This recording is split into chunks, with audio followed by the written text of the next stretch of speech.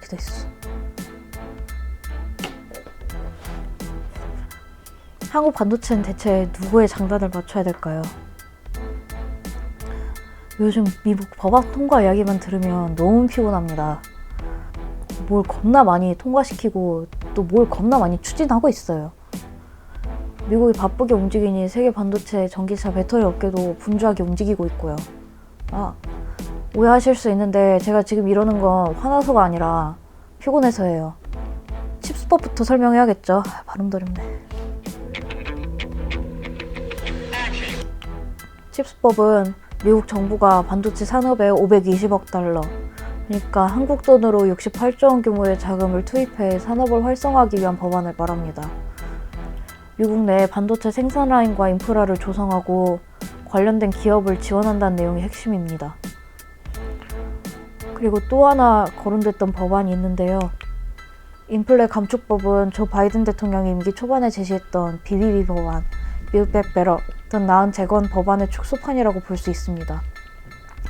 말은 인플레이션인데 사실 2030년까지 온실가스를 40% 감축한다는 내용이 핵심입니다. 근데 이게 진짜 피곤한 게 미국이 현재 추진하고 있는 게 다 자국 중심입니다. 설계와 생산을 다 자기네 안에서 하겠다고 하는 건데 또 미국이 큰 시장이니까 세계 시장도 이를 무시할 수 없거든요. 그리고 우리나라를 포함해서 대만이나 일본 같은 다른 국가가 미국에 부랴부랴 미국에 공장을 세우고 합작범위를 설립하고 또 자금 투자도 하기 시작했습니다. 생존 전략입니다. 생존 중요합니다. 생존. 근데 미국이 왜 이렇게까지 어떻게 보면 갑작스럽게 다른 국가에 이렇게 영향력을 행사하면서까지 자국 내 생산 라인을 이렇게 피곤하게 만들려고 하냐? 네, 궁금할 수 있죠. 궁금할 수 있어요. 이게 다 미리 대비를 안 해서 그런 겁니다. 과거에 미국은 반도체 설계만 담당하는 팹릭스나 소프트웨어 같은 고부가 가치 중심의 산업을 중시하는 경향이 있었습니다. 미국 입장에서는 배터리나 파운드리 같은 제조 부분이 아무나 할 수 있다고, 그냥 우리는 설계나 하고 생산은 아시아권에 맡기자라는 그런 인식을 가지고 있었던 겁니다.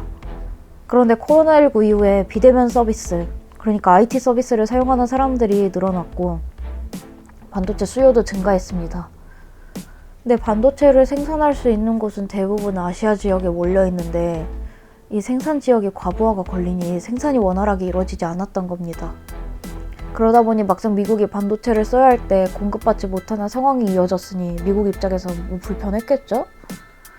여기에 기후변화가 심각해지면서 친환경 정책이 나오고 또 배터리 전기차 시장도 같이 급격하게 성장하기 시작했습니다. 그래서 미국은 급하게 자국 내 생산 라인을 마련하기 위한 정책을 마련하고 다른 국가의 주요 기업을 끌어들이기 시작했습니다. 가장 대표적으로 바이든 대통령은 TSMC, 삼성전자 같은 주요 반도체 기업을 불러놓고 딱 요 자세로 미국이 세계 반도체 선두국이 돼야 한다! 라고 말을 했는데요. 이걸 시작으로 아메리카 퍼스트를 예고했습니다. 여기 최근에는 대놓고 전기차, 반도체, 광섬유 같은 그런 부품을 미국에서 생산해야 한다고 직접적으로 노골적으로 말하기도 했고요. 딱 이렇게 했어요. 꽤 비슷했죠? 미국이 세계 반도체 선두국이 돼야 한다! 우리나라는 어느 정도 미국의 지침에 따르는 분위기입니다. 일단 우리나라가 미국과 손을 놓을 수 없는 상황이거든요. 우리나라 반도체 산업에는 미국의 소프트웨어와 장비가 많이 필요합니다.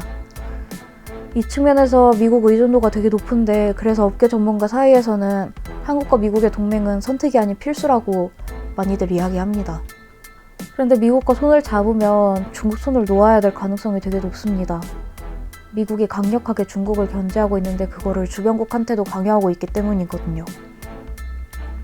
미국 반도체 지원법에는 미국 국가 안보를 위협하는 국가나 기업과 제조 능력을 확대하지 말라는 조항이 있습니다. 말은 그럴싸하게 쓰기는 했지만 여기서 미국 국가 안보를 위협하는 국가는 중국, 러시아 같은 미국과 우호적이지 않은 국가를 말합니다. 우리나라가 중국 반도체 수출 비중이 꽤 높은데요. 단기적으로는 국내 반도체 수출에는 타격이 올 것으로 보입니다. 사실 중국도 다른 국가와 손을 잡기 어렵다는 사실 자체는 알고 있습니다. 그들 바보는 아니거든요. 중국 경제 전문가 사이에서는 중국이 다른 국가와 협업하기에는 미국이 제재로 제약이 있을 수밖에 없다라는 이야기가 오고 가고 있기도 합니다. 결국 중국은 더 반도체 굴기를 비롯한 자립화의 목을 더 맬 수밖에 없습니다.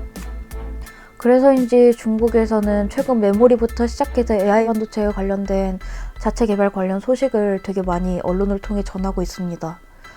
메모리는 양극화 메모리 테크놀로지, AI 반도체는 아마 처음 들어보셨을 수도 있을 것 같은데 바이렌이라는 업체를 중심으로 계속 개발해 나가고 있습니다. 결국 지금 형국을 설명을 하자면 미국은 견제하고 중국은 살아보려고 하고 한국을 포함한 주변국은 줄타기 하느라 바쁜 상황입니다. 한국은 그럼 어떤 노선을 타야 하냐는 질문이 나올 수도 있겠죠? 근데 되게 어렵습니다. 일단 중요한 점은 우리나라는 미국과 손을 놓아서는 안 되거든요. 이유를 다시 설명은 안 해도 되겠죠? 그냥 앞에 돌아가서 보세요.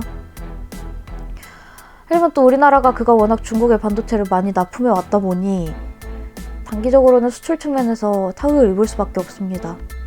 배터리의 경우에도 원재료를 중국으로부터 많이 공급받아 왔다 보니까 이 부분에서도 아무래도 타격이 있을 수밖에 없고요.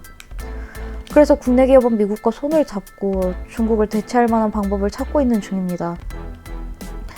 반도체 부문에서 미국과 손을 잡지만 우리나라의 입장을 최대한 전달하려고 하고 있고요. 칩4 동맹을 논의하면서도 우리나라의 입장을 미국에 최대한 전달하려고 노력하고 있습니다. 배터리 업계 같은 경우에는 중국 대신 인도네시아를 포함한 다른 국가 아니면 북미 지역에서 계속 새로운 업체를 구하고 있거나 아니면 폐배터리 업체와 계속 협업하고 있기도 하고요. 이처럼 우리나라 기업도 계속 대안을 찾기 위해서 바쁘게 움직이고 있는데요. 왜 이렇게 자꾸 싸우려고 하는지 모르겠어요. 그냥 안 싸우면 애초에 이렇게 바쁠 이유도 없는데 피곤할 이유도 없는데 왜 자꾸 이렇게 싸우려고 하는지 이해는 안 됩니다.